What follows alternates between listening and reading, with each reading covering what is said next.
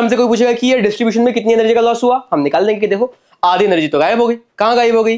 वो जब चार्जेस वगैरह मूव कर रहे थे तो रेडिएशन के लॉसेस में गायब हो गई, हमारे पास नहीं मिली, सिस्टम में हमारे पास नहीं थी। स्टोर्ड एनर्जी सिर्फ इतनी थी, और वो कैपेसिटर ने लॉस नहीं किया है, वो सर्किट ने लॉस किया है, सबका मिला के है वो।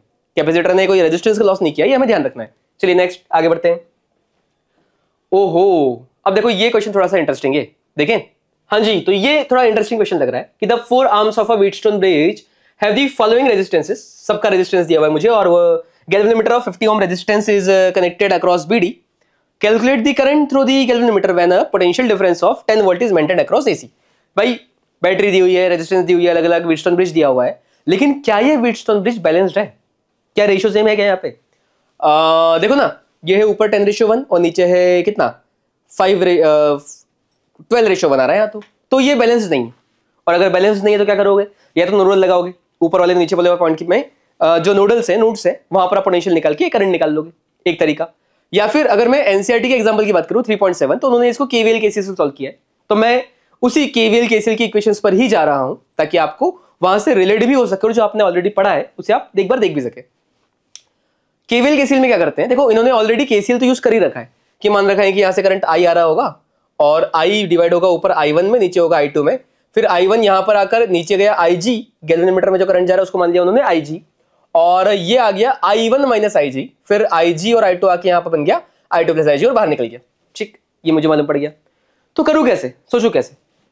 भाई ऐसे सोचेंगे कि अगर यहां से अंदर आ रहा है तो ये प्लस, ये माइनस, ये प्लस, ये माइनस, ये प्लस, ये माइनस, ये प्लस, ये माइनस, और गैल्वेनोमीटर में भी रेजिस्टेंस तो होती है तो प्लस और minus.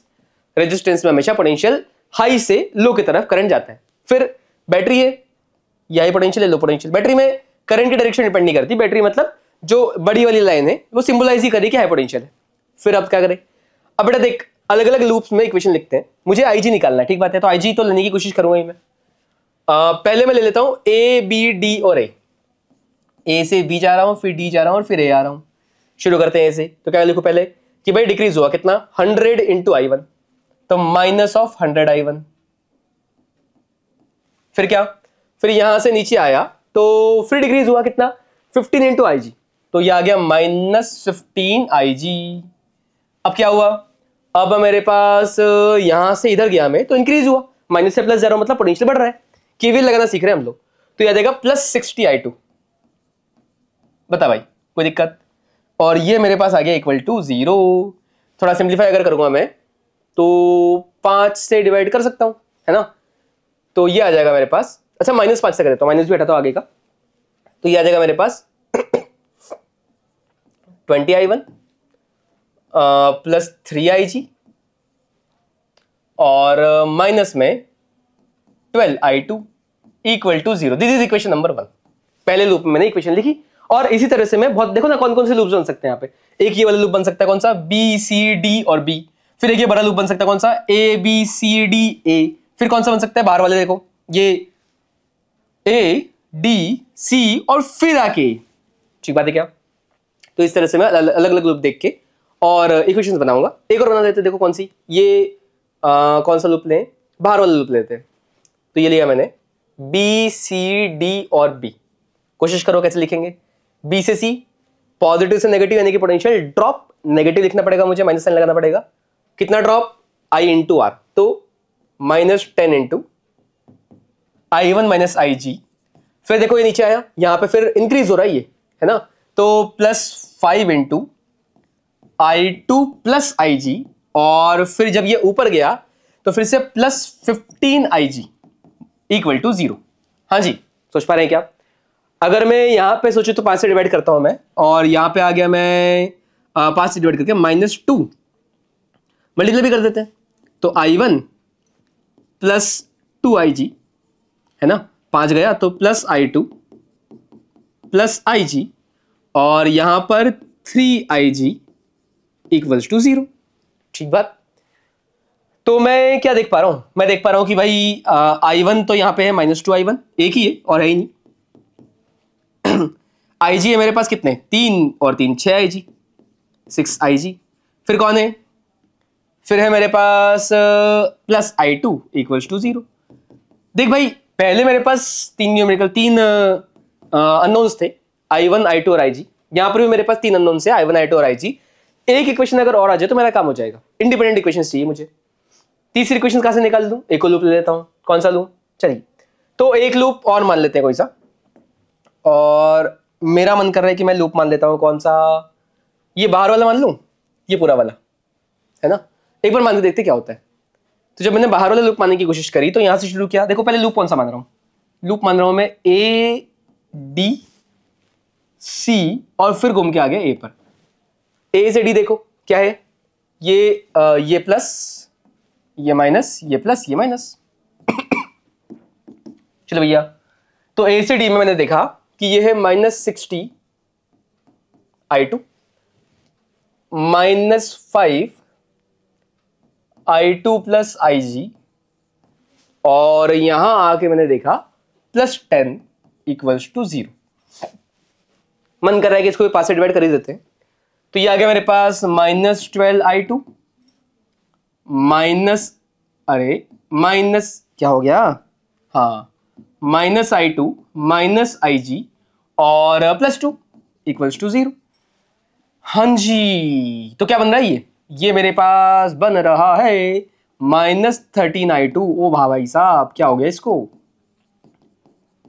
Equals to equation number 3। अब देख भाई, तो मुझे दिख रहा है कि भाई 3 इक्वेशंस दिख रही हैं, 1 2 और 3, और मुझे निकालना क्या है? गैल्वेनोमीटर का रेजिस्टेंस दिया हुआ है, तो मुझे निकालना है कि current through the galvanometer when potential difference of 10 volt is maintained across AC. तो IG निकालना है मुझे। 3 इक्वेशंस को सॉल्व करके IG निकालना मुझे आता है क्या? बिल्कुल। कैसे करूंगा मैं कि या तो मैं I2 को वैल्यू उठा के ऊपर दोनों इक्वेशंस में रख दूं और वहां से फिर I1 को एलिमिनेट कर दूं, या फिर एक काम करें क्या, इन पहली 2 इक्वेशंस से I1 को हटाने की कोशिश करते हैं। कैसे हटाए? इसमें 10 का मल्टीप्लाई कर दो दूसरी वाली इक्वेशन में। देखो मैं यहीं पे चेंज कर रहा हूं, है ना, इसी में 10 का मल्टीप्लाई कर रहा हूं यहीं पे। क्यों? ताकि वो उन दोनों को ऐड कर दूं। तो जब मैं 10 का मल्टीप्लाई करूंगा ताकि दूसरे में मुझे I2 मिल रहा है, तो सीधे सीधे सॉल्व हो जाए। बिल्कुल सही बात है, सही तरीका कर रहे हैं। 10 का मल्टीप्लाई जैसे करूंगा मेरे पास क्या आ जाएगा? ये आ जाएगा -20 I1 प्लस 60 IG, है ना, plus 10 I2 equals to 0। This is the multiplication of 10 in equation number 2। अब देख भाई, मुझे इक्वेशन नंबर 1 और इक्वेशन नंबर 2 मल्टीप्लाइड बाय 10, इन दोनों को जोड़ने का मन कर रहा है। तो मैं क्या करूंगा? इक्वेशन 1 में 10 इंटू इक्वेशन 2 को जोड़ दूंगा। चलिए जल्दी बताइए, इक्वेशन 1 कितना? 20 I1 plus 3 IG minus 12 I2।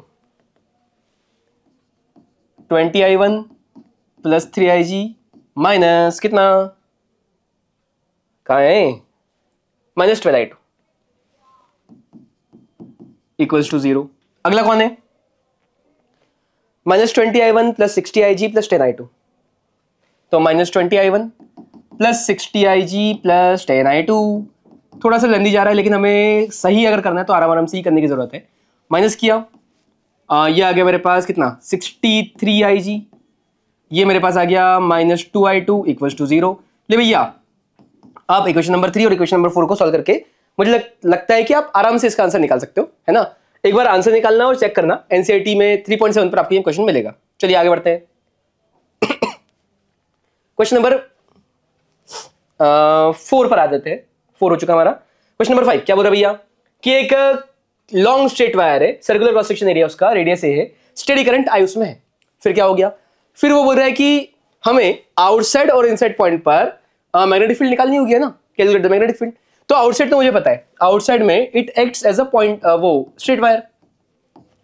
तो आउटसाइड में तो हमारे पास बी कितना हो जाएगा, सीधा सीधा हो जाएगा mu naught I upon 2 pi R. अच्छा निकालेंगे कैसे, अगर मैं तरीके की बात करूं इसको निकालने का तरीका क्या है, तो भाई मेथड ये है कि आप आउटसाइड में एक एम्पेयर सर्किटल लूप लो, मान लिया मैग्नेटिक फील्ड बी है, तो बी इंटू 2 पाई आर, ठीक, इक्वल्स टू क्या होगा, इक्वल्स टू होगा mu naught into I enclosed.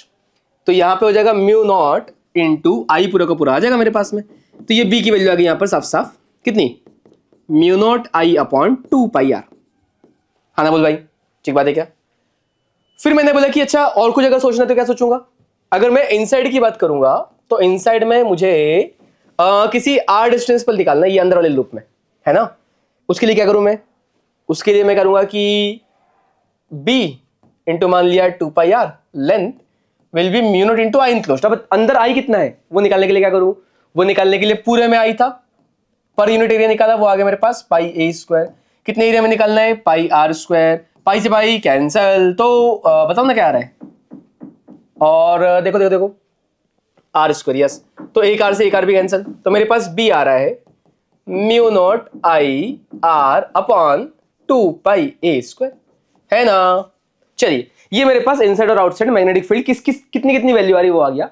अच्छा अगर मैं इसका एक ग्राफ बनाने की भी कोशिश करूं, अगर मैं बना दूं कि भाई मैग्नेटिक फील्ड और किसी डिस्टेंस के बीच में ग्राफ बनाना है मुझे, तो ए यहां पे कहीं पे आएगा, तब तक के लिए तो देखो स्ट्रेट लाइन दिख रहा है मुझे, है ना। और उसके बाद क्या दिखेगा, उसके बाद मुझे दिख रहा है कि ये ऐसे इनवर्सली प्रोपोर्शनल से आ रहा है, जो कहीं इनफिनिट पर जाकर मिलेगा, ठीक है ना। तो ये मैग्नेटिक फील्ड का मैंने ग्राफ बनाया फॉर अ सिलिंड्रिकल वायर जो कि सॉलिड होगा अंदर से। अगर हॉलो होता तो, अगर हॉलो होता तो यहां पर अंदर मैग्नेटिक फील्ड होती ही नहीं, क्योंकि उसके अंदर कोई करंट कैरिंग एलिमेंट रहता ही नहीं मेरे पास में, सिर्फ बाहर आती है और सरफेस पे आती है ना भैया। चलिए आगे बढ़ते हैं। क्वेश्चन नंबर 6 काफी इंटरेस्टिंग क्वेश्चन है। ये बोले कि इनमें से कौन सी मैग्नेटिक फील्ड लाइन शो कर रही है, और अगर मैग्नेटिक फील्ड नहीं कर रही तो कौन सी इलेक्ट्रिक कर सकती है वो बता दो। पहला वाला देखा मैंने, भाई मैग्नेटिक तो बिल्कुल नहीं कर रही है, मैग्नेटिक फील्ड लाइन शो नहीं कर रही है। इलेक्ट्रिक कर सकती है क्या, हाँ स्ट्रेट वायर की इलेक्ट्रिक फील्ड लाइन शो कर सकती है। ये मैग्नेटिक क्यों नहीं कर रही है, देखो सोचने का तरीका, अगर आपको रीजन देना तो क्या दोगे। मैग्नेटिक फील्ड लाइन इसलिए नहीं कर रही क्योंकि अगर आपने क्लोज्ड सरफेस बनाया तो इसका फ्लक्स जो है मैग्नेटिक वो जीरो नहीं हो पाएगा। क्यों नहीं हो पाएगा, क्योंकि फील्ड लाइंस बाहर जा रही है, अंदर तो कोई आ ही नहीं रही, तो नेट फ्लक्स जीरो नहीं है। जबकि मैग्नेटिक फील्ड लाइंस कभी भी क्लोज सरफेस में हमेशा उसको फ्लक्स जीरो देना ही पड़ेगा, अगर बाहर जा रही तो अंदर आनी ही पड़ेगी, क्लोज लूप रहने की संभावना रहेगी वहां पे। तो ये मैं नहीं मान सकता। फिर ये क्या, ना मैग्नेटिक ना इलेक्ट्रिक, क्यों भैया? इसलिए क्योंकि ये जो इंटरसेक्शन है ये तो फील्ड लाइन से पॉसिबल ही नहीं है, तो यहां पे कैसे हो सकता है, नहीं है पॉसिबल। आगे देखते हैं क्वेश्चन नंबर 3 को अगर देखें तो भाई यहां पर तो क्लोज लूप बन रहे हैं जो कि मैग्नेटिक फील्ड लाइन से पॉसिबल है ना, और डाइपोल से दिख रहे हैं, तो मुझे पॉजिटिव नेगेटिव अगर देख के चलो तो मैं नॉर्थ साउथ दिख रहा है, तो यहां पर मैग्नेटिक फील्ड लाइंस पॉसिबल है, बिल्कुल सही बात है। अगर यहां देखो मैं तो ये तो टॉरॉइड है, मैग्नेटिक फील्ड लाइंस बिल्कुल पॉसिबल है यहां पे। फिर अगर मैं तीसरे पर आऊं तो भाई ये सोलेनॉइड है, लेकिन वहां पर मैग्नेटिक फील्ड लाइंस जो है वो अंदर तो स्ट्रेट हो सकती है, मान लिया मैंने एक बार को, लेकिन आउटसाइड जब जाएगी तो वो इस तरह से मुड़ेगी ना यहाँ पर, तो ये मैग्नेटिक लाइंस तो बिल्कुल नहीं है। और स्ट्रेट लाइंस इलेक्ट्रिक हो सकती हैं, लेकिन वो सोलेनॉइड के लिए नहीं होगी, फिर वो फिर प्लेन शीट वगैरह के लिए होगी। तो यहाँ पे मैं इलेक्ट्रिक लाइंस को लिख नहीं रहा हूं, लेकिन अगर होगी तो प्लेन शीट्स के लिए होनी चाहिए। चलो भैया ये हॉर्सशू मैग्नेट टाइप दिख रहा है मेरे पास में, नॉर्थ साउथ है, नॉर्थ से साउथ बिल्कुल जाती है ऐसी ही है, लेकिन थोड़ा सा कर्व होता है, स्टार्टिंग में एकदम स्ट्रेट नहीं होती। तो इस तरह के मैग्नेटिक फील्ड लाइंस डायरेक्टली मिलना पॉसिबल मेरे पास नहीं है। फिर यहाँ पे मैग्नेटिक तो पॉसिबल है ही नहीं, क्योंकि फिर से वही लूप, अगर यहाँ पे आपने क्लोज सरफेस बनाया तो फ्लक्स जीरो नहीं है और मैग्नेटिक में होना चाहिए। इलेक्ट्रिक जरूर हो सकती है, इलेक्ट्रिक ऐसे होगी कि भाई हो सकता है ऐसी दो शीट्स हो, तो यहाँ से पॉजिटिव है अगर ये, तो पॉजिटिव से बाहर निकल रहा है, यहाँ पे देखो यहाँ पे बाहर निकल रहा है, और ये नेगेटिव हो जाएगा, तो ये पॉजिटिव नेगेटिव होके इलेक्ट्रिक लाइंस हो सकती है, मैग्नेटिक लाइंस नहीं हो सकती। चलिए आगे बढ़ते हैं। आपको जब भी करना है सबसे पहले तो ये चेक करना है कि भाई मैग्नेटिक लाइंस में कभी भी क्लोज लूप में फ्लक्स हमेशा जीरो रहना चाहिए, अगर कुछ और आ रहा है इसका मतलब मैग्नेटिक फील्ड लाइंस नहीं है। चलो भैया नेक्स्ट, अब क्या बोल रहा है मुझे, अभी बोल रहे हैं कि एक आर लेंथ का क्या है मेरे पास, मेटेलिक रॉड है और वैसे घूम रहा है, रेडियस दी हुई है मेरे पास में रिंग की, है ना, साथ में मैग्नेटिक फील्ड दिया हुआ है 1 tesla parallel to axis. What is the EMF between the centre and the metallic ring. आओ जरा देखें। तो भैया मैंने देखा कि अगर मेरे पास इस तरह से एक रॉड है तो मैं एक छोटा सा एलिमेंट लूंगा यहाँ पर, कितनी दूरी पर, कोई एक्स दूरी पर मान लेता हूं एलिमेंट की लेंथ dx, ठीक है।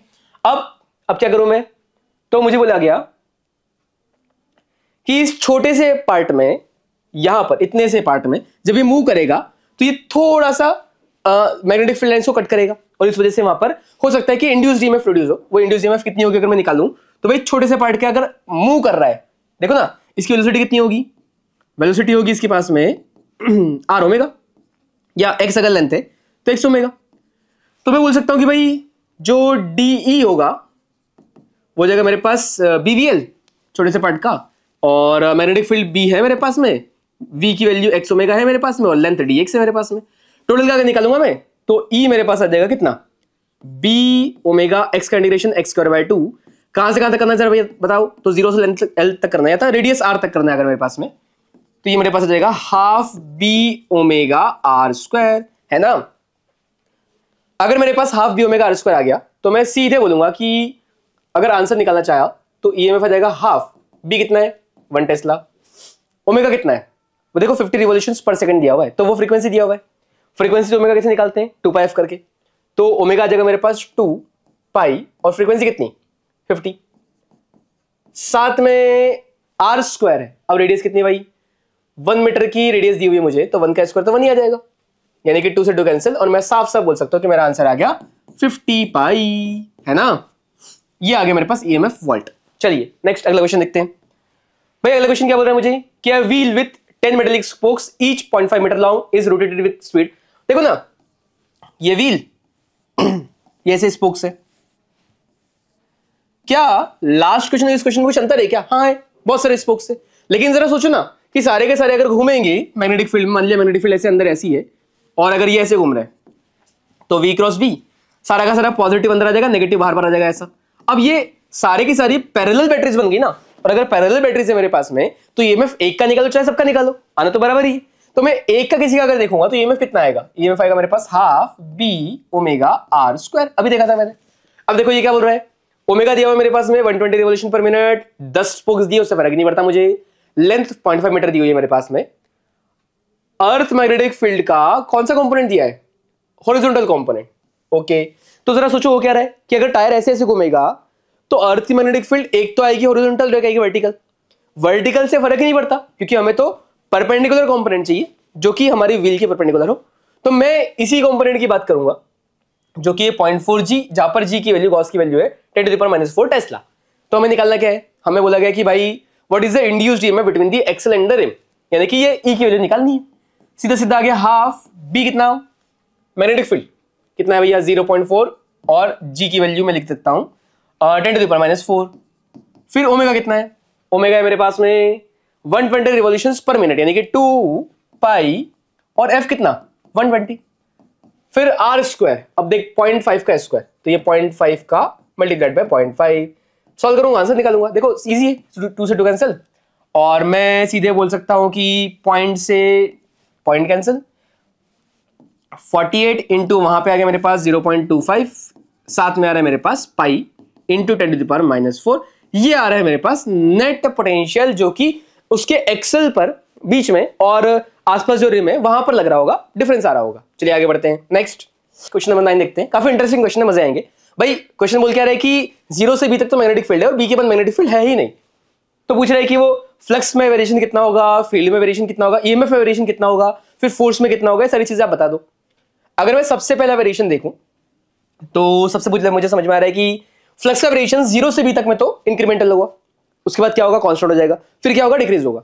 तो 0 से बी तक में अगर मैं फ्लक्स की बात करूं तो कितना होगा भाई, मान लिया अगर ये लेंथ x है ना, और ये लेंथ l है, तो किसी भी टाइम पर जब x और l लेंथ होगी तो मैं फ्लक्स बोल सकता हूं कितना, फ्लक्स हो जाएगा मेरे पास में x लेंथ l और मैग्नेटिक फील्ड भी xl भी हो जाएगा मेरे पास में।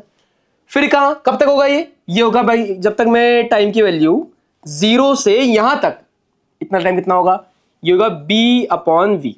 इस तक में फ्लक्स मेरे पास आ जाएगा XLB के फॉर्म में। ठीक, उसके बाद क्या होगा, उसके बाद हो जाएगा कांस्टेंट। क्यों? क्योंकि कांस्टेंट इसलिए होगा क्योंकि यहां पर कुछ है ही नहीं। तो उसके बाद में जब टाइम b बाई वी से, देखना आगे गया उतना का उतना 2b बाई वी, फिर पीछे आया 3b बाई वी। तो जब तक टाइम 3b बाई वी ना हो जाए तब तक में फ्लक्स चेंज होगा ही नहीं। और वो मैक्सिमम कितना था? मैक्सिमम था मेरे पास b into L into B. तो मेरे पास आ जाएगा BLB कांस्टेंट वैल्यू। इसके बाद क्या होगा, फिर जब टाइम चेंज होगा फिर से 3b बाई वी से कहां तक, 4b बाई वी तक जब वापस आएगा तब तक में फ्लक्स फिर से कम होता होता 0 पर आ जाएगा। तो मैं बोल सकता हूं कि भाई ये हो जाएगा मेरे पास में, जैसे यहां पर XLB लिखा है वैसे ही मैं लिखूंगा XLB का ही फॉर्म रहेगा, बस वो डिक्रीमेंटल फॉर्म रहेगा। तो अगर मैं इसका ग्राफ बनाऊंगा तो वो ग्राफ मेरे पास ऐसा आ रहा है कि अगर ये फ्लक्स है, यहां पे अगर मैं टाइम की बात करूं तो पहले तो फ्लक्स बढ़ेगा, फिर कांस्टेंट रहेगा लगभग डबल टाइम तक, और फिर कम हो जाएगा। यानी कि अगर मैं टाइम के फंक्शंस बनाऊं, यहां पे टाइम लिखूं यहां पे अगर मैं, तो ये 0 है ना। पहला टाइम कब आएगा? पहला टाइम आएगा मेरे पास b अपॉन वी, अगला कब 3b अपॉन वी। ये डबल है क्योंकि यहां पे आके यहां तक वापस जब तक नहीं आता तब तक उसमें फ्लक्स चेंज ही नहीं होगा। और उसके बाद आएगा मेरे पास 4b अपॉन वी। चलो यार, क्या ये ग्राफ मुझे समझ में आ रहा है? क्योंकि अगर ये ग्राफ मुझे समझ में आ रहा है तो मैं आगे की सारी चीजें बहुत आसानी से कर पाऊंगा। आओ जरा देखते हैं कैसे। तो मुझे निकालना क्या है भाई? मुझे निकालना है पहली चीज तो कि फ्लक्स, तो ये एक्सप्रेशन आ गया मेरे पास में, पहले का आंसर आ गया मेरे पास में। सेकंड मुझे निकालना है कि इंड्यूस्ड ईएमएफ कितनी होगी। अब देख भाई, इंड्यूस्ड ईएमएफ क्या होता है? इंड्यूस्ड ईएमएफ होता है d∅dt। तो अगर ये फ्लक्स है तो इसका स्लोप कितना दिख रहा है आपको यहाँ पे, जरा बताओ भाई। मैक्सिमम वैल्यू मुझे दिख रही है यहाँ पे कितनी, ये नहीं मैक्सिमम वैल्यू BLB, तो ये वैल्यू मुझे दिख रही है BLB। जरा बताओ स्लोप क्या आएगा? स्लोप की वैल्यू आ जाएगी BLB divided by b upon V. ले भाई, b से v कैंसिल, BVL जो आना भी चाहिए था। तो पहले तो स्लोप BVL और दूसरा स्लोप माइनस BVL। यानी कि मैं बोल सकता हूं कि शुरुआत में अगर मैं सेकंड पार्ट में EMF की बात करूं तो भाई टाइम वाइज अगर देखूं मैं तो 0 से लेकर जब टाइम B ऑफ इन ना हो जाए तब तक EMF आ रही है मेरे पास BVL। ठीक बात है क्या? फिर B अपॉन V टाइम से लेकर अगली बार जब 3B अपॉन V ना हो जाए तब तक मेरे पास EMF आ रही है 0, और 3B अपॉन V से लेकर जब टाइम मेरे पास 4B अपॉन V ना हो जाए तब मेरे पास EMF आ रही है माइनस BVL। क्या है, सोच पा रहे हैं? अगर ये 3 EMF मेरे पास आ रही है तो मैं बोलूंगा कि भाई ये ले, पहली EMF BVL, फिर 0 कब तक कि B अपॉन V से 3B अपॉन V टाइम जब तक नहीं होता तब तक कितना रहेगा 0, और उसके बाद ये ले, ये मेरे पास आ गया BVL पॉजिटिव में, नीचे वाला आ गया मेरे पास माइनस BVL नेगेटिव में, है ना। चलिए, ये दो केस आ रहे हैं मेरे पास में। अब आगे बढ़ते हैं। तीसरा मुझसे क्या पूछ रहा है? तीसरा मुझसे पूछ रहा है कि अब तो फोर्स रिक्वायर्ड बता दो, कितना फोर्स आपको चाहिए वहां पर, है ना। यही तो पूछ रहा है कि भाई force to pull the arm constant velocity से कितना होगा। तो फोर्स क्या होगा? मैग्नेटिक फोर्स जितना लग रहा है उसको अपोज करने वाला फोर्स मुझे चाहिए। मैग्नेटिक फोर्स कितना होता है? ILB। तो फोर्स हो गया मेरे पास I into L into B. I कितना? EMF upon resistance into length into magnetic field. अच्छा, EMF कितना? तो वो ये लिखा हुआ यहाँ पे कि शुरुआत में BVL है, आखिरी में BVL है और बीच में 0 है। तो अगर मैं BVL मान लूं कांस्टेंट जब रहता है तो वो आ जाएगा B² V² L² upon resistance into length into B. यानी कि मेरे पास आ गया, हाँ BVL ना, स्क्वायर क्यों कर दिया, हाँ तो मेरे पास क्या आ गया? मेरे पास आ गया B² VL² अपॉन R। ठीक है ना, L का V का स्क्वायर नहीं होगा, वो तो एक बार ही है। अब इसका ग्राफ कैसे बनाऊंगा? तो मैंने बोला कि देख भाई, फिर से वही चीज, B अपॉन V यहाँ पे मान ले, 4B अपॉन V यहाँ पे मान ले, और 3B अपॉन V यहाँ पे मान ले। मान लिया?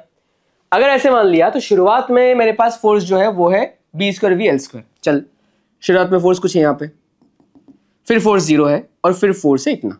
कर पाएंगे क्या? कोई दिक्कत? अगली चीज मुझसे पूछ रहा है क्या?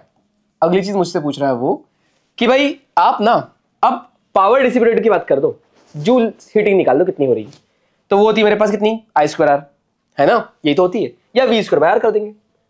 तो अगर मेरे पास हीट को मैं V²R मानूं तो देख भाई, जब मेरे पास BVL होगा EMF की वैल्यू, तब तो मेरे पास हीट कितनी आ जाएगी, B² V² L² upon R।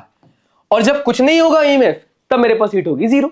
यानी कि जब मैं ग्राफ बनाना चाहूंगा तो वो ग्राफ क्या कुछ ऐसा बनेगा कि जब मैं हीट लिखूंगा, ले भाई ड्र कहाँ तक, B/V तक। कहाँ तक रहेगा सा, 3B/V तक। कहाँ चेंज होगा, 4B/V पर। कितना होगा, नेगेटिव होगा। अरे हाँ ना बोल भाई, है ना। तो ये वैल्यू कितनी आएगी, ये आएगी B² V² L² upon R। चलिए नेक्स्ट क्वेश्चन। भाई कमला पेडल्स आर स्टेशनरी बाइसाइकिल, एक स्टेशनरी बाइसाइकिल एक जगह पे रखी हुई है, वो पेडल कर रहे हैं और pedals of the bicycle are attached to a 100 turn coil of area दिया हुआ है मुझे। The coil rotates at half a revolution per second. भाई कॉइल का फ्रीक्वेंसी दिया हुआ है 1/2 रिवॉल्यूशन पर सेकंड। फिर प्लेस में यूनिफॉर्म मैग्नेटिक फील्ड और परपेंडिकुलर टू एक्सिस लिखा है। मैक्सिमम वोल्टेज जनरेटेड, भैया मुझे बताया क्या कि जो EMF आता है वो आता है d∅dt, यानी कि d/dt of BA cos omega t। नहीं आता, बिल्कुल आता है, क्यों नहीं आता। अगर ऐसा है तो मैं बोलूंगा कि BA omega sine omega T, इस तरह कुछ फंक्शन बनेगा मेरे पास में। प्लस माइनस इग्नोर कर रहा हूं मैं क्योंकि मुझे मैग्नीट्यूड से मतलब है भी। फिर आगे नंबर ऑफ टर्न्स कितने हैं, 100 है, तो जितने नंबर ऑफ टर्न्स होगा उसको मल्टीप्लाई करूंगा मैं, यानी कि यहां पर मेरे पास आ जाएगा NB A omega sine omega T. ये ले भैया NB A ओमेगा जो है वो आगे वैल्यू आ रही जो कि पीक वैल्यू होगी, और मुझे शायद वही पूछिए यहाँ पे कि अगर ऐसा है तो मैक्सिमम वोल्टेज निकाल दो। यानी कि मैक्सिमम वोल्टेज कितना आ रहा है, E मैक्स जो आ रहा है, या E ना लिख के अगर मैं लिख दूं कि V वोल्टेज जो मैक्सिमम आ रहा है वो आ रहा है मेरे पास कितना, NB A ओमेगा। फटाफट वैल्यू रखो। नंबर ऑफ टर्न्स कितने भैया, 100 टर्न्स। मैग्नेटिक फील्ड कितनी है, मैग्नेटिक फील्ड है मेरे पास में 0.01 10⁻²। एरिया कितना है, एरिया मेरे पास में 0.1, और ओमेगा कितना है 2πf। 2πf कितना कहां पर है भैया, number of turns half revolution से, तो 2π × 1/2, 2 से 2 कैंसिल हुआ, और फाइनल आंसर मुझे दिख रहा है, देख भाई ये हट गया यहाँ पे 0.1π मेरे पास आ रहा है, जो कि फाइनल आंसर मुझे लगेगा। कर पाएंगे, कोई दिक्कत। चलिए आगे बढ़ते हैं नेक्स्ट। अब मुझे बोल रहा है कि साइनसोइडल वोल्टेज पीक है, उसका दिया हुआ फ्रीक्वेंसी दी हुई है मेरे पास में, सीरीज एलसीआर लगा हुआ है जिसका L दिया है, C भी दिया है, R भी दिया है, इंपेडेंस निकालना है, फेज डिफरेंस निकालना है, पावर डिसिपेटेड निकालना है, कुल मिला के, और पावर वेक्टर। AC का बेसिक क्वेश्चन है, सारी चीजें निकालने की कोशिश करते हैं। तो भाई पहली चीज तो काइल कैसे निकालते हैं। R दिया हुआ है मेरे पास कितना, 3 ओम। देख के खुशी होती है कहीं 4 या 5 जैसी कोई चीज आ जाए तो अच्छा रहेगा। काइल देखते हैं, काइल होता है कितना, ओमेगा × L। ओमेगा कितना भाई 50 हर्ट्ज है, तो 2πf 100 पे मेरे पास आ गया ओमेगा इंटू L। L कितना है 25.48 मिली हेनरी, तो मल्टीप्लाइड बाय 20.48 और इंटू 10⁻³ ठीक बात है क्या। अब पाई की वैल्यू कितनी होती है, पाई की वैल्यू होती है 22/7 या 3.14, तो 100 इंटू 3.14 इंटू 25.48 इंटू 10⁻³ ये हो जाएगा मेरे पास क्या, काइल। ऐसे जब मैं काई सी निकालूंगा तो वो होता है 1/ω⁻c, है ना, यानी कि 1/ω कितना 100 पाई। C कितना 796 और यह आ जाएगा 10⁻⁶। ठीक बात है क्या। पाई की वैल्यू फिर से वही रखूंगा 3.14 और सॉल्व करूंगा इसे। जब मैं इसे सॉल्व करूंगा तो जो काइल माइनस काई सी मेरे पास आएगा आफ्टर सॉल्विंग, जो काई एल माइनस काई सी आएगा मेरे पास में वो कितना आएगा पता है, वो आएगा मेरे पास 4 ओम के बराबर। अब देखो वो दिया हुआ है 3, ये दिया हुआ है 4, तो इसका मतलब Z की वैल्यू कितनी आ गई, जो पहला मुझसे पूछा इंपीडेंस, Z आ जाएगा मेरे पास √R² plus chi L minus काई सी का होल स्क्वायर। इसको आप सॉल्व करेंगे आराम से, तुरंत आंसर आएगा। वो डेटा दिया ही ऐसा है कि अच्छे से आंसर आ जाए, बस कैलकुलेशन थोड़ी सी करने की जरूरत पड़ेगी।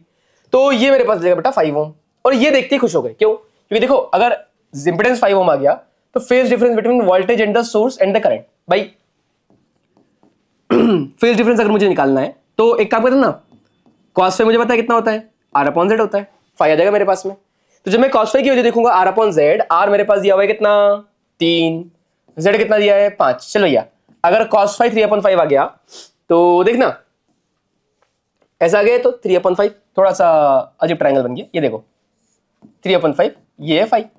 अगर ऐसा है तो एंगल कितना होगा, ये एंगल होगा 53 डिग्री के बराबर, यानी कि फाई आ गया मेरे पास 53 डिग्री। फाई cos फाई नहीं, फाई आ गया मेरे पास कितना 53 डिग्री। सोच पा रहे हैं क्या, आगे देखते हैं।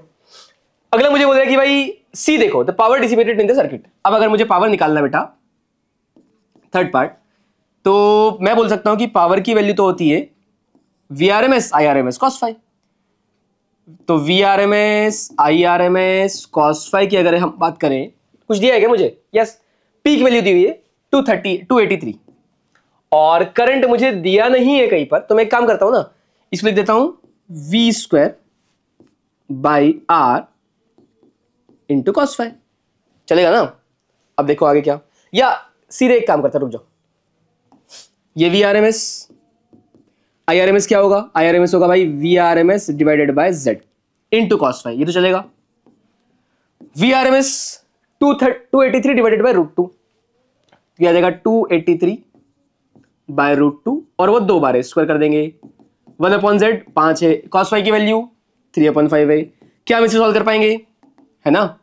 ये मेरे पास आ जाएगी final value of the power dissipated. और कुछ निकालना है क्या? ना, पावर फैक्टर निकालना है, ये रहा लो भाई, पावर फैक्टर की वैल्यू है 3/5, कॉस फाई जो होता है उसी को मैं बोलता हूं पावर फैक्टर। कर पाएंगे? चलिए भैया नेक्स्ट आगे बढ़ते हैं। भाई क्वेश्चन नंबर 12 क्या बोल रहा है कि एक स्मॉल टाउन है, डिमांड है 800 किलोवाट की, इलेक्ट्रिक पावर है 220 वोल्ट चाहिए उसको, और 15 किलोमीटर दूर है, कहां से जैसे जनरेट हो रहा है, कितने पे? 440 वोल्ट पे। जो दूरी है वहां पर 2 लाइंस जा रही है 0.5 ओम पर किलोमीटर की। तो पहले तो देखते हैं रेजिस्टेंस कितना आ रहा है। भैया देख 0.5 ओम पर किलोमीटर है, 2 लाइंस है 15-15 किलोमीटर की, तो 30 किलोमीटर हो गया। 0.5 ओम पर किलोमीटर यानी कि 30 इंटू 0.5 मेरे पास आ गया 15 ओम। ये तो उसके पास रेजिस्टेंस है जो बीच में। पहले जो मुझे पूछ रहा है वो पूछ रहा है कि estimate the line power loss. तो भाई पहले के लिए तो मैं सीधा बोलूंगा कि लाइन पावर लॉस अगर निकालना है तो करंट निकाल के I² कर देते हैं, है ना? करंट कितना? तो पावर दिया हुआ है ना मुझे 800 किलोवाट और पोटेंशियल दिया हुआ है 220 वोल्ट। तो 800 किलोवाट और 220 वोल्ट अगर है मेरे पास, तो करंट आ जाएगा मेरे पास कितना? पावर अपन पोटेंशियल, पावर 800 इंटू 10⁻³ अपन पोटेंशियल कितना? वो है 220। लो भाई दिस इज करंट। अब अगर मुझे लाइन पावर लॉस निकालना है तो लॉस जो हीट का रहेगा वो मैं निकालूंगा सीधे सीधे I² करके यानी कि दैट विल बी 0 से 0 कैंसिल हुआ, मेरे पास आ गया 2 से 11, 2 से 40, तो 40/11 इंटू 10⁻³ का स्क्वायर आएगा यहाँ पे, मल्टीप्लाइड बाय रेजिस्टेंस। रेजिस्टेंस कितनी है? तो भैया रेजिस्टेंस तो मेरे पास वो आई थी 15, ये आ गया मेरे पास 15, और यहाँ जो भी आएगा that will be in joule, जो कि मेरे पास टोटल लॉस ऑफ हीट होगा, है ना? ये आप अपनी एनसीईआरटी ओपन करके रखिएगा साथ में, आप चाहे तो रेफरेंस देख भी सकते हैं। क्वेश्चन नंबर आपको अल्टरनेटिंग करंट में क्वेश्चन दिखेगा और वहां पे आपको साफ साफ किस तरह से कैलकुलेशंस की गई है वो भी दिखेगा, आपको रेफर करते हुए आंसर तक पहुंचना है। फिर आगे, how much power must the plant supply assuming there is negligible power loss due to leakage. भाई लीकेज से तो पावर लॉस हुआ नहीं, लेकिन देखो ना 8000 किलोवाट तो चाहिए वहां पे, ये रहा 800 किलोवाट चाहिए मेरे पास में, और यहां पर कुछ ना कुछ मेरे पास ऑलरेडी लॉसेस हो चुके होंगे। कितने ये एक बार निकाल के देख लेते हैं, लगभग अप्रोक्सीमेट। तो ये मेरे पास आ गया भाई 16/121, है ना? 10⁻⁴ का पावर 2 तो 10⁸ इंटू 15, ये मेरे पास आ जाएगा जो पावर आ रहा होगा वो, ये पावर, और जो ऊपर मेरे पास 800 किलोवाट है। अब सोचो ना कितना आ रहा होगा, कुछ आ रहा है, कुछ मान लिया, उस कुछ में से 800 किलोवाट तो चाहिए ही चाहिए, और इतना लॉस हो रहा है बीच में, तो ये दोनों का मिला के जितना होगा वो भेजना पड़ेगा ना, ताकि लॉस भी हो जाए और 800 भी मिल जाए। तो जो सप्लाई होगा that supply should be equals to 800 kilowatt plus ये जो रास्ते पर लॉस हो रहा है, लॉस कितना है? ये 16/121 इंटू 15 इंटू 10⁸, तो 16/121 इंटू 15 इंटू 10⁸, यहां जो भी आएगा that is the total supply जो मुझे वहां से चाहिए, बाहर से चाहिए मुझे। सी पार्ट देखते हैं, बोल रहे characterise the step of transformer at the plant. अब देखो ये बोलना क्या चाह रहा है, समझना जरा ध्यान से। भाई मुझे पता है कि मुझे 4000 से ड्रॉप कराना है 200 पर, तो इसका मतलब 4000 पर इनपुट एक्सेप्टेड है ना, और कुछ पोटेंशियल ड्रॉप इस वजह से भी हो रहा होगा रेजिस्टेंस की वजह से। तो जो वहां से आना चाहिए, क्योंकि 440 तो जनरेट कर रहा है, 440 से कितना बढ़ाकर भेजे वो मुझसे पूछा जा रहा है, वो मुझे निकालना है। तो वो मैं बोलूंगा कि भाई जो लाइन में इनपुट होगा, इनपुट फॉर लाइन की वोल्टेज इनपुट फॉर लाइन, या ऐसा बोल सकते हैं कि वोल्टेज आउटपुट जो होगा एट दी सप्लाई, उस जगह पर जो आउटपुट होगा वो होना चाहिए कितना, कि एक तो वो एंड पर 4000 दे दे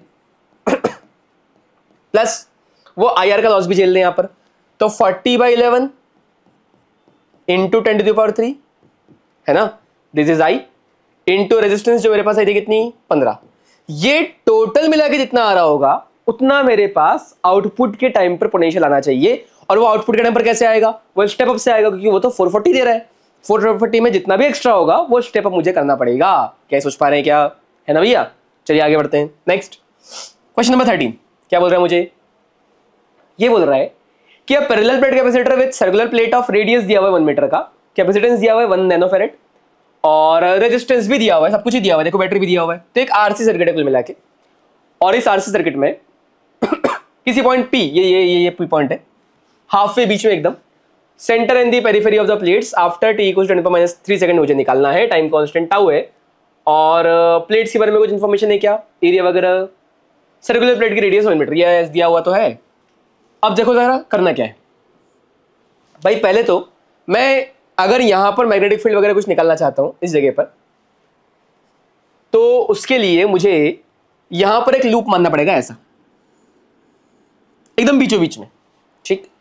उस लूप से कुछ करंट निकल रहा होगा जो कि होगा डिस्प्लेसमेंट करंट। उस डिस्प्लेसमेंट करंट की हेल्प से मैं एम्पेयर सर्किट लगा के और निकालूंगा कि यहां पर कितना मैग्नेटिक फील्ड होगा। तो करंट कैसे निकालूं, अब देखो कहानी आगे की डिस्प्लेसमेंट करंट कैसे निकाले। उसको निकालने के लिए मुझे पता है कि वो मुझे करना पड़ेगा d∅dt डिस्प्लेसमेंट करंट। वो कैसे करूं, तो भाई डिस्प्लेसमेंट करंट करने के लिए मैं करूंगा epsilon not times of d∅dt, ठीक। इलेक्ट्रिक फील्ड क्या होती है, तो दो प्लेट्स के बीच में इलेक्ट्रिक फील्ड का फॉर्मूला मुझे पता है कि भैया वो तो होता है सिग्मा बाय एप्सिलॉन नॉट, और सिग्मा क्या होता है Q upon A epsilon not. तो याद आ जाएगा मेरे पास में Q upon area times epsilon not. ये क्या है, इलेक्ट्रिक फील्ड है, इसका किसमें मल्टीप्लाई है, एरिया में मल्टीप्लाई, तो ए से ये कैंसिल हो गया, ठीक। या तो समझ में आ रहा है मुझे। आगे बढ़ते हैं। अब भाई एप्सिलॉन नॉट तो एज इट इज बाहर आ जाएगा, तो ये भी कैंसिल हो गया, सीधे सीधे आ गया dQ/dt, और आना ही था I = dQ/dt, कौन सी नई बात है।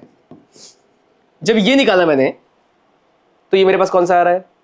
अच्छा एक चीज और सोच सकते हो आप कि हम एरिया कौन सा लें, हम चाहे तो ये वाला एरिया भी ले सकते हैं, लेकिन टोटल अगर डिस्प्लेसमेंट करंट निकाले तो टोटल तो पूरा पूरा ही आएगा मेरे पास में। मैं चाहूँ तो उसमें उतने एरिया वाले पार्ट को हटा सकता हूँ, ठीक है। तो हमारे पास आया कि भाई dQ/dt अगर मैं करूंगा तो कितना हो जाएगा, जरा देख। dQ/dt में ये CV तो ऐसे हो जाएगा, है ना, मैग्नीट्यूड की बातें कर रहा हूं मैं। e⁻t/τ को जब डिफरेंशिएट करूंगा तो e⁻t/τ तो एज इट इज, और मल्टीप्लाई में आ जाएगा 1/τ, ठीक है। पॉजिटिव नेगेटिव की बात नहीं कर रहा हूं, क्लियर कर रहा हूं अभी से। अब मेरे पास अगर डिस्प्लेसमेंट करंट आ गया तो इसमें मैं सर्किट लगाता हूं, आओ जरा देखें। B मैग्नेटिक फील्ड इंटू वहां का लेंथ जो कि है 2π इंटू यहां का रेडियस कितना है 0.5 इक्वल्स टू, देख भाई μ0 इंटू आई इनक्लोज्ड, ये टोटल करंट है डिस्प्लेसमेंट का। तो मुझे तो उसका पार्ट चाहिए, कितना पार्ट चाहिए, जो कि इस वाले पॉइंट कितना 0.5 इसकी रेडियस है और टोटल रेडियस 1 मीटर है, तो एरिया कितना होगा बेटा 1/4 होगा, पाई स्क्वायर होता है ना। तो अगर रेडियस आधी है तो एरिया 1/4 हो जाएगा। तो जब मैं यहां पर करंट लिखूंगा दैट विल बी ये पूरा जो भी आ रहा होगा displacement current and divided by 4। समझ में आया 4 टाइम्स से डिवाइड क्यों किया, क्योंकि एरिया 1/4। अब मैं अगर वैल्यू रखूं तो जरा देखो क्या होता है कि b इंटू 2π इंटू 0. एक तो ये इसको कैंसिल करते हैं तुरंत, 2 से 0.5 cancel, b into pi 1/4 times displacement current की वैल्यू। देख भाई c इंटू वी, c कितना है अब हो रहा नैनोफैरेड में 10⁻⁹, v कितना है, तो v मुझे दिख रहा है कहां पर, ये ना 2 वोल्ट, cv आ गया। अपन टाउ क्या होता है भाई, टाउ होता है आरसी, पता है ना मुझे। तो अगर टाउ आरसी होता है तो रेजिस्टेंस कितना है, रेजिस्टेंस है मेरे पास 10⁶, और फिर से c कितना है 10⁻⁻, काटो इसको, तुरंत काटो, आगे बढ़ते हैं। e⁻−t टाउ, तो भाई -t तो आ गया 10⁻3। एक काम करते हैं टाउ निकाल लेते पहले ही, तो टाउ आ जाएगा मेरे पास आरसी, आर कितना 10⁶, c कितना ये रहा 10⁻⁹, तो ये मेरे पास आएगा 10⁻3। और जरा सोचो ना कि भाई आरसी की वैल्यू तो टी के बराबर ही है, टाउ की वैल्यू तो टी के बराबर ही है, तो e की पावर आ जाएगी -1, यानी कि मेरा मैग्नेटिक फील्ड का फाइनल आंसर जो आ रहा है वो आ रहा है, देख 2 से 2 कैंसिल हुआ, ओ भाई 1/2, ऊपर 10⁻6 कर देता हूं मैं से, तो 1/2 एज इट इज, पाई यहां पर और ई भी यहां पर, यानी कि ये आ गया 1/2 पाई ई माइक्रो टेस्ला। कर पाएंगे, जहां पर ई हमारे पास जो कांस्टेंट है वो है यहाँ पर। तो ये मेरे पास मैग्नेटिक फील्ड मिड पर आ रही है। नेक्स्ट अगले क्वेश्चन पर आते हैं हम लोग। ओहो काफी इंटरेस्टिंग, एडवांस में इस तरह के क्वेश्चंस लास्ट ईयर आए थे, इस बार जेईई में भी काफी देखने को मिला है। बोल क्या रहे हैं कि भाई फिगर में शुरुआत में एक लेंस रखा हुआ था, उस लेंस के नीचे एक प्लेन मिरर रखा हुआ था और बीच में पानी भरा हुआ था। तो ये जो पानी है ना, ये पानी भी एक लेंस के तरह ही काम करता है। जरा सोचो ना कि इस पानी की एक लेयर ये वाली नीचे वाली और एक लेयर ऊपर वाली है, कौन क्या लेंस हो गया। जब दोनों साथ में थे तो मुझे दिखा था क्या कि distance of the needle from the lens is measured to be 45 centimetre और liquid is removed and the distance will become 30 centimetre. तो देख जब लिक्विड रिमूव कर दिया तो कौन है, सिर्फ लेंस है। अब पहले तो ये सोचना कि अगर जहां ऑब्जेक्ट है वहीं पर इमेज बन रही है तो ऑब्जेक्ट कहां रखा हुआ है। मन में अगर से रेडियस कर्वेचर पर रख दो ना, भाई मिरर थोड़ी है, या कॉम्बिनेशन ऑफ लेंसेज है वहां पे, साथ में मिरर भी है। तो जरा सोचो ना कि अगर प्लेन मिरर है तो प्लेन मिरर पे अगर रेज आई और वापस उसी जगह पर निकल गई, रिट्रेस कर गई, तो प्लेन मिरर पर कैसे आ रही होगी, पैरेलल। अगर प्लेन मिरर पर लेंस से टकराने के बाद रेज पैरेलल आ रही है, इसका मतलब लेंस उन रेज को पैरेलल कब भेज रहा होगा, जब ऑब्जेक्ट रखा होगा फोकस पर। तो इसका मतलब इनिशियली जो इक्विवेलेंट कॉम्बिनेशन था, इक्विवेलेंट कौन कौन, लेंस प्लस जो मेरे पास में ये लिक्विड है, उसकी जो कंबाइंड फोकल लेंथ आ रही थी मेरे पास में, वो आ रही थी मेरे पास कितनी, 45 सेंटीमीटर, है ना। और भाई जब वो हटा दिया तो सिर्फ फोकल लेंथ ऑफ लेंस जो बची वो बची मेरे पास में 30 सेंटीमीटर। क्या ये दोनों चीज में सोच पा रहा हूं। अब जरा सोचना, अगर लेंस की 30 सेंटीमीटर बची है, दोनों का मिला के अगर 45 है, तो क्या मैं सिर्फ और सिर्फ पानी का निकाल सकता हूं। आओ जरा ट्राई करें भाई। 1/f इक्विवेलेंट यानी कि 1/45 will be equals to 1/30 plus 1 focal length of liquid. तो 1 फोकल लेंथ ऑफ लिक्विड कितना है, ये है 1/45 माइनस 1/30। ठीक बात है क्या, नीचे आया 90, ये आया 2, ये आ गया 3, यानी कि माइनस 1/90। और इस वजह से मैं बोल सकता हूं कि भाई फोकल लेंथ ऑफ लिक्विड जो है वो है -90। कर पाएंगे क्या। अब अगर फोकल लेंथ ऑफ लिक्विड -90 है तो मैं क्या करूंगा, मैं ये बोलूंगा कि भाई मुझे रिफ्रैक्टिव इंडेक्स निकालना है अगर लिक्विड का और लेंस का दिया हुआ है। देखो ना, अगर मेरे पास फोकल लेंथ है तो रिफ्रैक्टिव इंडेक्स निकालने के लिए मैं सीधे जा सकता हूं लेंस मेकर्स फॉर्मूला पे, लेकिन उसके लिए मुझे चाहिए रेडियस ऑफ कर्वेचर, और मुझे ये पता है कि लिक्विड का रेडियस ऑफ कर्वेचर उतना ही है जितना कि इस लेंस का है। तो पहले लेंस के लिए बातें कर लेते हैं। तो फॉर लेंस सीधे बोलूंगा कि 1/f, लेंस का f कितना भैया 30, 1/f equals to mu -1, lens का म्यू कितना 1.5, तो म्यू -1 1/r1 - 1/r2। आपको पता है लेंस के लिए आ जाता है 2/r, सीधा सीधा, तो आ जाएगा 2/r, है ना। 1/r -1 -1/r, ये बेटा कितना आ गया 1/2 आ गया, 2 से 2 कैंसिल हो गया, तो r की वैल्यू आ गई मेरे पास 30 सेंटीमीटर। बहुत ही बढ़िया, बहुत ही प्यारी चीज। अब फॉर लिक्विड, ये सबसे इंपॉर्टेंट चीज जो मैं करने जा रहा हूं, लिक्विड के लिए जब मैं निकालूंगा तो मैं क्या बोलूंगा कि अगर ऐसे रेज आ रही तो देखो ना, लिक्विड क्या है, लिक्विड इस तरह से, ये लेंस दिख रहा है आपको, this is a concave lens. अगर रेज ऐसी आती है मानो मैं, तो पहले वाली जो रेडियस ऑफ कर्वेचर है वो नेगेटिव लूंगा, दूसरी वाली तो इनफिनिट ले लूंगा, है ना। तो 1/f, और अच्छा सिर्फ लिक्विड के लिए f आ भी कितना रहे 90 आ रहा है, तो 1/-90 equals to mu -1 1/r1 minus 1/r2। बता भाई 1/r2 कितना आ रहा है मेरे पास में, नहीं 1/r1 तो खुद ही नेगेटिव है, यहाँ पे r1 तो नेगेटिव है, कितना है माइनस आ रहा है, तो -30 माइनस 1/∞। अब देखो इसको सॉल्व करते हैं, तो माइनस माइनस कैंसिल कर दो, 3 यहाँ लिया 1/3 आ जाएगा, तो बेटा म्यू -1 की वैल्यू आ रही है 1/3, और इस वजह से म्यू की वैल्यू आ रही है मेरे पास 4/3 यानी कि 1.33। तो ये मेरे पास आ रहा है रिफ्रैक्टिव इंडेक्स उस लिक्विड का जो कि लेंस जिसका रिफ्रैक्टिव इंडेक्स 1.5 है और जो प्लेन मिरर है उनके बीच में रखा हुआ था। क्या सोच पा रहे हैं, काफी इंटरेस्टिंग क्वेश्चन है, मजे आएंगे करके, आप एक बार अच्छे से ट्राई कीजिएगा इसको। चलिए अगला क्वेश्चन, क्वेश्चन नंबर 15 पर आते हैं। हाँ जी, क्वेश्चन नंबर 15 में क्या बोल रहे हैं कि discuss the intensity of transmitted light when a polaroid sheet is rotated between two cross polaroids. दो क्रॉस पोलराइड्स के बीच में अगर एक पोलराइड शीट को रोटेट कर रहे हैं, क्रॉस पोलराइड क्या होता है तो ये समझते हैं कि ऐसे पोलराइड्स जिनके बीच का जो एंगल होता है वो 90 डिग्री हो। तो ये मेरे पास दो क्रॉस पोलराइड्स हैं, इनके बीच का एंगल मेरे पास है 90 डिग्री। अब भाई बीच में किसी को भी रखोगे आप किसी भी एंगल पर, देखो एक बहुत प्यारा पैटर्न फॉलो करेगा वो। कैसा पैटर्न? कि मान लिया ये एंगल थीटा है, तो इन दोनों के बीच का एंगल तो थीटा है, लेकिन इन दोनों के बीच का एंगल है 90 माइनस थीटा। क्या सोच पाएंगे, है ना?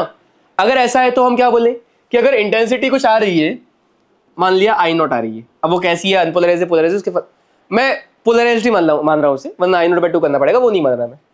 तो अगर वो पोलराइज्ड है इंटेंसिटी आई नॉट, तो यहां आने में क्या हो जाएगी भाई? यहां आने में हो जाएगी मेरे पास में डिफरेंस जो है, या ऐसे सोच रहा हूं मैं कि यहां से अगर आई नॉट निकल रही है तो थोड़ा सा और इंटरेस्टिंग लगेगा। तो अगर यहां से आई नॉट निकल रही है इंटेंसिटी, तो यहां से कितनी निकलेगी? यहां से निकलेगी मेरे पास में आई नॉट कॉस स्क्वायर थीटा। ठीक बात है ना? अब उससे आगे कितना डिफरेंस है? उससे आगे डिफरेंस है 90 माइनस थीटा। तो जो आ रही है उसी में मल्टीप्लाई होता है हमेशा, तो I naught cos square theta into cos square 90 minus theta. और ये मेरे पास अगर आप ध्यान से देखोगे तो दिख रहा है I naught cos square theta into sine square theta.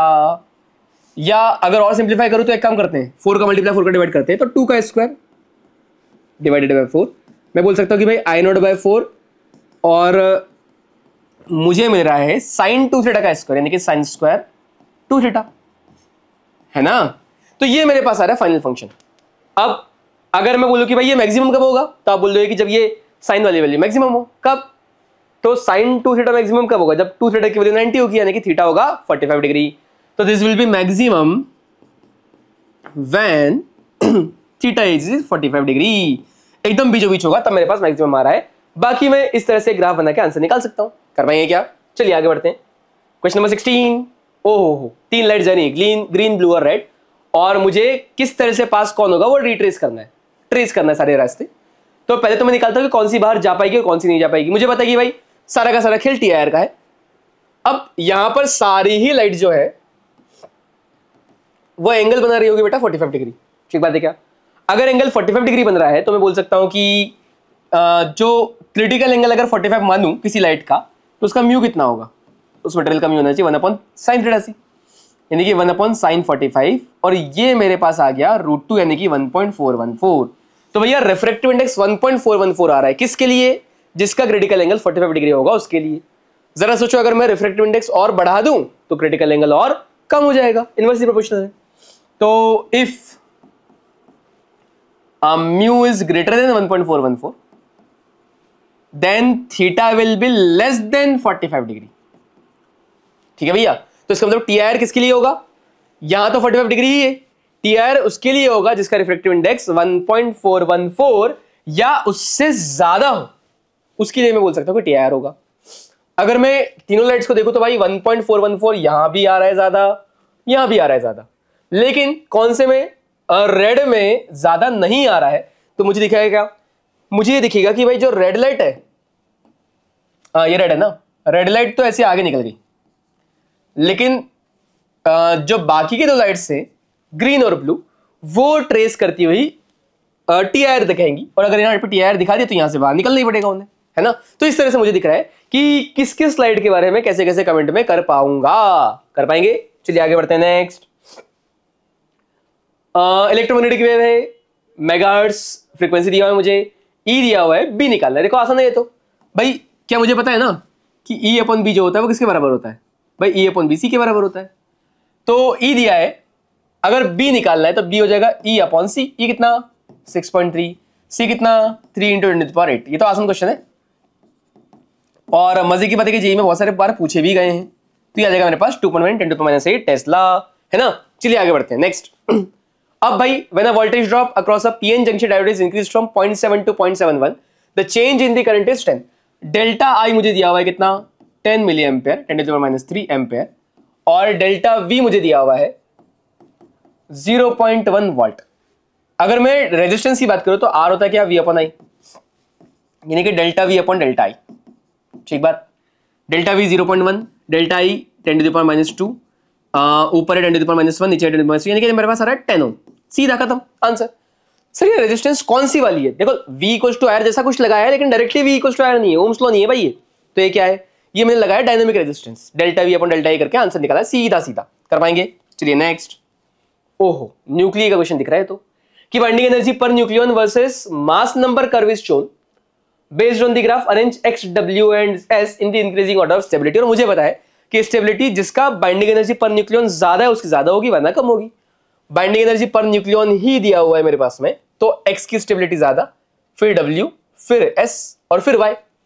तो स्टेबिलिटी ऑर्डर तो आ जाएगा मेरे पास x then w then s और सबसे कमजोर इंसान है y।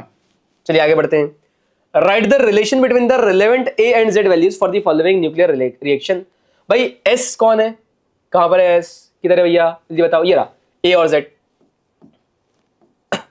फिर w x जो है, x के पास मेरे पास है z2 और a2, ठीक। और w जो है वो दिखा रहा है मुझे z1 और a1। तो मैं क्या बोल सकता हूं ना कि उल्टा लिख दिया मैंने। हाँ, यहां पर z हो रहे ऊपर नीचे हो जाएगा, दिस इज z और दिस इज a। तो मैं क्या कर सकता हूं? मैं ये बोल सकता हूं कि भाई जो a की वैल्यू होगी वो a1 प्लस a2 के बराबर होगी, है ना, कंजर्वेशन। और z की वैल्यू जो होगी वो यहां पर z1 प्लस z2 के बराबर होगी। और क्या चाहिए? Explain why binding energy for heavy nuclei is लो। अब देखो ये तो थ्योरेटिकल सा क्वेश्चन है कि हम लिखेंगे हैवी न्यूक्लियाई अगर होंगे तो न्यूक्लियस का साइज बड़ा होगा, न्यूक्लियर फोर्सेज जो होंगे वो इफेक्टिविटी उनकी कम हो जाएगी और इसलिए हम बोल सकते हैं कि binding energy for heavy nuclei is low, कम दिख रही है मुझे। फिर आगे, how are protons which are positively charge held together inside a nucleus. बेटा ये आपको न्यूक्लियर फोर्स का ही डेफिनेशंस वगैरह पूछ रहा है आपसे, और बोल रहा है कि डिपेंडिंग ऑन दी सिनेरियो आपको निकालना है कि एक फंक्शन ऑफ देयर सेपरेशन पे ग्राफ बना दो। भाई फंक्शन ऑफ सेपरेशन का ग्राफ जो होता है वो आपने देखा होगा इस तरह से आता है, ये ऐसा कुछ करके कि आप देखते हो कि ज्यादा पास हो तो भी रिपल्सिव फोर्सेस बढ़ने लगते हैं, दूर हो तो भी एट्रैक्टिव फोर्सेस उतने रहते नहीं है। तो हमें एक बीच में 0.8 के आसपास की डिस्टेंस दिखती है जहां पर आपको एग्जैक्ट वो डिस्टेंस दिख रही होती है फर्मी में न्यूक्लियस के अंदर, जहां पर आपका दो न्यूक्लियस पास पास जितना रह पाए उतना अच्छा रहेगा। तो ये थ्योरेटिकल क्वेश्चन है, आप अगर न्यूक्लियर अच्छे से पढ़ेंगे तो वहां पे आपको दिखेंगे। Question number 20, half wave rectifier है, आउटपुट फ्रीक्वेंसी है और इनपुट फ्रीक्वेंसी की बात करिए 50 हर्ट्ज दिया हुआ मुझे, फुल वेव की भी दी हुई है, तो सेम फ्रीक्वेंसी में आपको आउटपुट फ्रीक्वेंसीज निकालनी है। क्वेश्चन साफ साफ ये बोल रहा है कि अगर मैं इनपुट दे रहा हूं 50 हर्ट्ज फ्रीक्वेंसी का तो हाफ वेव और फुल वेव की फ्रीक्वेंसीज निकालो। देख भाई, मान लिया इनपुट ऐसा है, दिस इज इनपुट। जो हाफ वेव होगा वो क्या करेगा? वो इसका सिर्फ पॉजिटिव साइड ले लेगा। कैसे? आओ जरा दिखाता हूं। जो हाफ वेव होगा ना, वो हाफ वेव इस सिग्नल का सिर्फ पॉजिटिव वाला पार्ट ले लेगा और नेगेटिव वाला गायब कर देगा। This is the output of half wave, है ना। कुछ अगर मन में क्वेश्चन आ रहा है कि सर कितनी वैल्यू रहेगी, क्या वैल्यू रहेगी, उसकी हम लोग बातें करते ही नहीं है। हाफ वेव दिखता है ऐसा। अब देखो यार, रिपीट कब कर रहा है? ये रिपीट कर रहा है यहां से यहां के बाद, और ये भी उतने ही टाइम में रिपीट कर रहा था। अगर ये 0 से t मान लूं मैं, तो ये भी 0 से t है, यानी कि टाइम पीरियड सेम है। और अगर टाइम पीरियड सेम है तो फ्रीक्वेंसी भी सेम होगी, तो इसकी फ्रीक्वेंसी भी हो जाएगी हमारे पास 50 हर्ट्ज। हाफ वेव की फ्रीक्वेंसी इज सेम एज जो इनिशियल सिग्नल था उसके। अगर मैं फुल वेव की बात करूं तो फुल वेव में थोड़ा सा डिफरेंस है। क्या डिफरेंस है? फुल वेव में क्या होता है कि सिग्नल तो रहेगा ही, उस सिग्नल से देखो रेक्टिफायर है, डीसी में कन्वर्ट करना है, तो या तो सारा पॉजिटिव होगा या तो सारा नेगेटिव होगा, या तो कंफर्म है। तो ये नेगेटिव वाले तो हटा ही दो। अब आगे क्या? अब आगे ये कि यहां पर ड्र ड्र, ये देखो भाई, इस तरह से जो नेगेटिव में था वो भी बढ़ के पॉजिटिव में आ चुका है। वैल्यूज अभी ध्यान नहीं दे रहा हूं मैं, मुझे तो बस ये दिख रहा है कि अब 0 से t में रिपीट नहीं हो रहा है, रिपीट t/2 में ही हो गया बीच में, तो टाइम पीरियड आधा हो गया। और अगर टाइम पीरियड आधा हो गया तो फ्रीक्वेंसी डबल, यानी कि 50 का हो जाएगा 100 हर्ट्ज। तो बस हमें ये ध्यान रखना है कि जो फुल वेव रेक्टिफायर्स होते हैं उसकी फ्रीक्वेंसी जो होती है वो इनिशियल की डबल हो जाती है। क्या सोच पाएंगे? चलिए आगे बढ़ते हैं। नेक्स्ट भाई, अगला बोल रहा है कि एक सेल ईएमएफ ई दिया है, इंटरनल रेजिस्टेंस आर दिया है, connected across a variable load resistance capital R, draw graph showing the terminal voltage V with R and current. ठीक है, तो भाई मुझे पता है कि अगर बैटरी की ईएमएफ ई है, इंटरनल रेजिस्टेंस आर है, और अगर उसको कैपिटल आर से कनेक्ट करोगे आप तो जो टर्मिनल वोल्टेज आएगा वो आ जाएगा E माइनस आई आर, जहां पर I की वैल्यू हो जाएगी E upon R plus R into small R. अगर इसको थोड़ा सा और सिंप्लीफाई करें हम लोग तो E R E capital R upon R plus R, इस तरह का मुझे ग्राफ दिख रहा है या रिलेशन दिख रहा है टर्मिनल वोल्टेज का बैटरी के अक्रॉस, है ना। अगर ये टर्मिनल वोल्टेज का एक्सप्रेशन दिख रहा है मुझे, तो मैं बोल पाऊंगा क्या कि अगर ग्राफ बनाना है V और कैपिटल R के बीच में, ओ हो, तो बेटा V और कैपिटल R के बीच में ग्राफ बनाने के लिए इसको थोड़ा सा और सिंप्लीफाई करते हैं। कैसे करेंगे कि E लिख दिया, कैपिटल R से डिवाइड ऊपर नीचे किया, तो 1 प्लस R अपॉन R, ये थोड़ा ठीक दिख रहा है ना। अब इसका ग्राफ कैसे बनेगा जरा सोचो ना। कैपिटल R को अगर मैं बढ़ाऊंगा तो कैपिटल R के बढ़ाने पर ये वैल्यू कम होगी और पूरी वैल्यू बढ़ेगी, यानी कि लीनियर एक्सप्रेशन तो नहीं है लेकिन इंक्रीजिंग सा है कुछ। अच्छा, कैपिटल R को अगर जीरो कर दिया, तो अगर कैपिटल R को जीरो कर दिया तो सर्किट तो हो गई, और सर्किट है कैपिटल R जीरो करने पर ये अच्छी खासी वैल्यू दिख रही है मुझे। कैपिटल R जीरो तो वैल्यू E के बराबर आ जाएगी, फिर कैपिटल R को बढ़ाने पर ये वैल्यू भाई पाप हो जाएगा, कैपिटल R को जीरो करने पर ये इन्फिनिट और जीरो की वैल्यू आ जाएगी। तो ये ऐसा ग्राफ बन रहा है, देखो ये इस तरह का ग्राफ दिख रहा है मुझे कुछ, है ना, समझ में आया कैसे। फिर आगे दूसरा पार्ट जो मुझे बोल रहा है वो क्या बोल रहा है कि भाई 3 सेल है, तीनों में EMF E है, रेजिस्टेंस 2R 3R और 6R है, और उसको कैपिटल R से कनेक्ट किया। आपको करंट का एक्सप्रेशन निकालना है, terminal potential difference across the equivalent cell का भी एक्सप्रेशन निकालना है। आओ जरा देखें, थोड़ा सा और इंटरेस्टिंग बन रहा है ये। हम बोला कि देखो सेल तो एक जैसे हैं, E जैसे ही सेल तीनों के तीनों है, ये भी और ये भी, ठीक बात। अब जो रेजिस्टेंस है वो कौन कौन सी है, वो है 2R 3R एंड 6R। तो रेजिस्टेंस ये वाली जो है मेरे पास, ये है 2R, ये मेरे पास है 3R, और यहां पर मेरे पास है 6R। अब और क्या है, और भाई मुझे ना एक capital R resistance across the this equivalent condition दिया हुआ है, तो ये कैपिटल R यहां लगा दिया मैंने। HCV में ऐसे बहुत सारे क्वेश्चंस दिखते हैं हमें, जेई में भी हम लोग जब प्रिपरेशन करते हैं तो ऐसे क्वेश्चंस देखते हैं। करना क्या है, करना ये है कि इक्विवेलेंट निकालना है। इक्विवेलेंट कैसे निकालेंगे, पहले निकालेंगे R इक्विवेलेंट, किसका, वो अंदर जो कॉम्बिनेशन दिया उसका। तो भाई देख 6R और 3R की बात करते हैं, तो 6R 3R में क्या बात करेंगे कि 6 के 3 हो जाएंगे, 6/3 2 हो जाएगा, एंड 2/2 1 आ जाएगा। तो जो R इक्विवेलेंट आ रहा है मेरे पास वो तो आ रहा है 1, ठीक बात है। क्या कर सकते हो, 1/6 प्लस 1/3 प्लस 1/2 करके भी आंसर निकाल लोगे, सेम आएगा। फिर आगे मैंने बोला कि अगर मैं E इक्विवेलेंट निकालूं तो E इक्विवेलेंट हमारे पास होता है क्या कि E equivalent upon R equivalent equals to E1/R1 plus E2/R2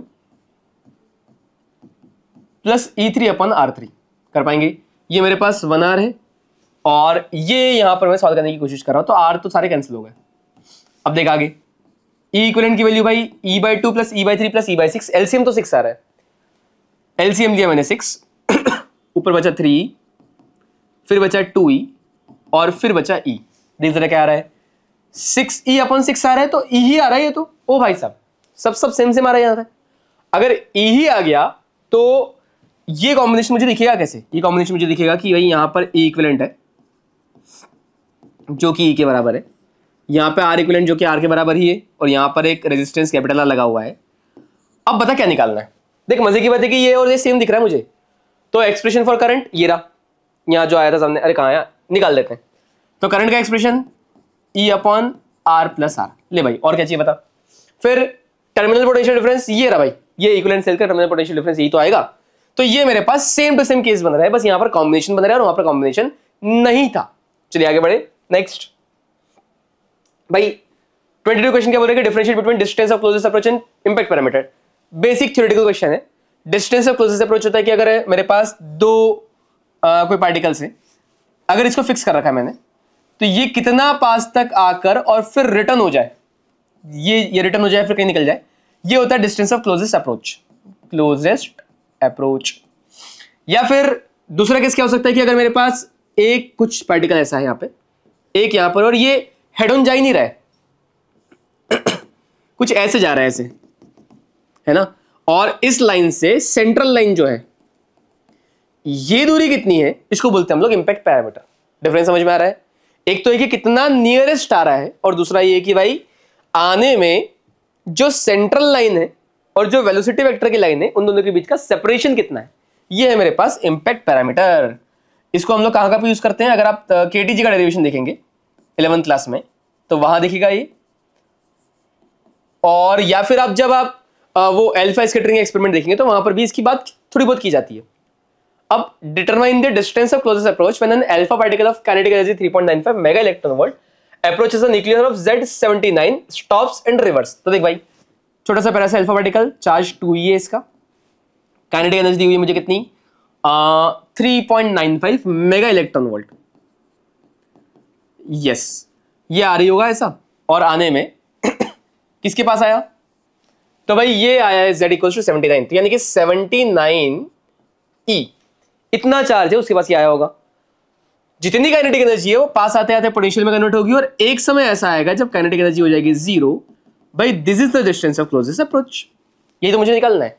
अच्छा, पहले इनिशियली बहुत दूर था, ऐसे मैं मान के देख रहा हूं अप्रोच कर रहा है, तो जितना काइनेटिक उतना बाद में पोटेंशियल, यानी कि शुरुआत में काइनेटिक कितना 3.95 mega electron volt will be equals to potential. Potential कितना होगा, वो होगा K Q1 Q2 upon R square, Q1 Q2 upon R, तो K कितना 9 × 10⁹ Q1 × Q2, बोल भाई 2e × 79, तो 2e × 79e Q1 Q2 upon R, और ये R मुझे निकालना है। सोच पाएंगे क्या, तो कैलकुलेशन अच्छी खासी दिख रही है। अगर मैं सिंप्लीफाई करना भी चाहूं तो मैं क्या करूंगा कि R निकालने के लिए 9 × 2 18 हो गया, 79 आ गया, 10⁹ आ गया, यहां पर आ गया मेरे पास e²।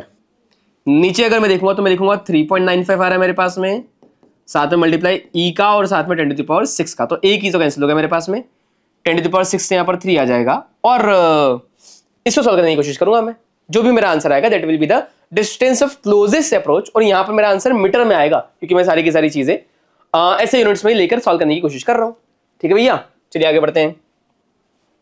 23 YDAC बोला गया है, मोनोक्रोमेटिक लाइट वेवलेंथ जब लैम्डा है, intensity of light at a point on the screen where path difference is lambda. भाई लैम्डा मतलब n लैम्डा, तो मैक्सिमम आएगा यहाँ पे इंटेंसिटी, और वो आ रही मेरे पास K। जब λ/3 हो तब कितना होगा आपको निकालना है। तो मान लिया कि भाई इनिशियल अगर I0 है, अगर आने वाली जो है वो I0 से आ रही है, तो मुझे पता है कि जो I मैक्सिमम दिखता है वो दिखता है 4I0, और उसी को ये लोग K बोल रहे हैं, है ना।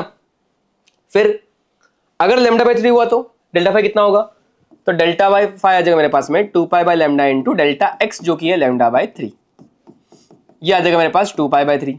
अगर ऐसा है तो जरा मुझे बताओ कि भाई यहां पर मैं इंटेंसिटी कितना लिखूंगा, इंटेंसिटी लिखूंगा 4I0 cos स्क्वायर और 5, या फिर बेसिक से आते हैं, चलो शुरुआत से आते हैं।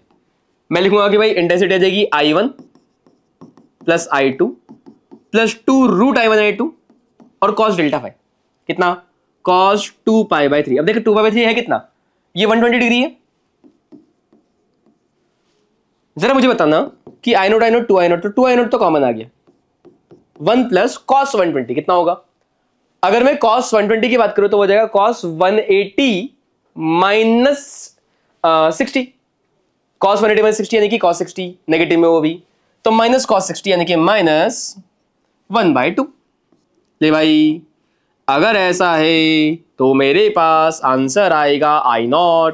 और जरा मुझे बताना कि पहले जो वैल्यू आ रही थी वहां पर K की वैल्यू है 4I0, तो ये कितना है, ये है मेरे पास K/4। ले भाई पहला हुआ है तो नहीं, ये तो पहला भी नहीं है, ये तो K की वैल्यू निकाली मैंने अभी। अब a beam of light consisting of two wavelengths 650 and 520 used to obtain the interference fringe in a YDSC. Find the distance of the third bright fringe on the screen from the central maxima for wavelength 650। भाई 650 के लिए तीसरी bright की distance निकालनी है। तो भाई bright की डिस्टेंसेस कौन कौन सी आती है, n λ/d। पहला आ जाएगा λ/d, दूसरा आ जाएगा 2 λ/d, तीसरा आ जाएगा 3 λ/d, जहां पर ऊपर कैपिटल D और नीचे स्मॉल d है। तो अगर मैं ए ऑप्शन की बात करूं तो ये ऑप्शन में मुझे y की वैल्यू आ रही है 3 λ/d। बता भैया लैम्डा कितना, कौन सी वाली वैल्यू की बात कर रहा है वो वो बात कर रहा है 650 नैनोमीटर की, तो ये आ जाएगा 650 नैनोमीटर यानी कि 10⁻⁹। कैपिटल डी स्मॉल डी की बातें करी क्या उन्होंने? करी तो होगी। डायरेक्टली बातें दिख नहीं रही मुझे कहीं पे, तो मैं उसी के फॉर्म में आंसर लिख रहा हूं, ठीक है। ये आ जाएगा capital D upon small D and this will be my answer, जो भी आएगा यहां से। सेकंड पार्ट की अगर मैं बात करूं तो सेकंड पार्ट मुझे क्या बोल रहा है भाई? सेकंड पार्ट मुझे बोल रहा है कि what is the least distance from the central maxima where the bright fringes due to both the wavelength constant. अब ये इंटरेस्टिंग क्वेश्चन है। सोचो कि मान लिया पहले वाले की वजह से जो ब्राइट फ्रिंजेस आ रही हैं वो आ रही हैं 3 मिलीमीटर, फिर 6, फिर 9, फिर 12, 3 का मल्टीपल, और दूसरे वाले की वजह से आ रही है 5 का मल्टीपल, 5, 10, 15। तो पहली बार कॉन्सेंट कब करेंगी? पहली बार कॉन्सेंट तब करेंगी जब दोनों का कोई तो मल्टीपल एक साथ आ जाए, यानी कि एलसीएम निकालना पड़ेगा। तो बीटा यानी कि फ्रिंज विड्थ का एलसीएम निकाल लो, आपके पास आ जाएगा पोजीशन जहां पर दोनों कॉन्सेंट कर जाए। अगर मैं बीटा 1 की बात करूं तो आ जाएगा λ1 डी बाई डी। अगर मैं बीटा 2 की बात करूं तो आ जाएगा λ2 डी बाई डी। अल्टीमेटली आपके फाइनल जो आया है वो यही आया कि भाई λ1 λ2 का एलसीएम निकालो और डी बाई डी से मल्टीप्लाई कर दो। तो y जो आएगा कोइंसाइड करने वाला वो आ जाएगा मेरे पास लैम्डा का LCM into D upon D. बोल भाई क्या सोच पा रहा है क्या? अगर मैं लैम्डा के एलसीएम की बात करूं यहां से तो मैं 650 और 520 का एलसीएम लूंगा और capital D upon small D अगर दिया होगा तो मल्टीप्लाई करूंगा, अगर नहीं दिया होगा तो जैसा है वैसा का वैसा लिख दूंगा। कर पाएंगे क्या? है ना। और सेंट्रल मैक्सिमा के बाद वही पॉइंट है जहां पर दोनों का मैक्सिमा एक साथ आएगा, उसके अलावा नहीं आएगा। चलिए आगे बढ़ते हैं। Next question number 24। लाइट के वेवलेंथ 488 नैनोमीटर दी हुई मेरे पास में, और साथ में दिया हुआ मुझे कि फोटोइलेक्ट्रिक इफेक्ट हो रहा है, कट ऑफ पोटेंशियल दिया हुआ है मेरे पास में, स्टॉपिंग पोटेंशियल दिया हुआ है। Find the work function. देख बेटा मुझे पता है कि जो ईवीएस होता है वो होता है H C by lambda minus 5। Photoelectric effect की आइंस्टाइन इक्वेशन है ये।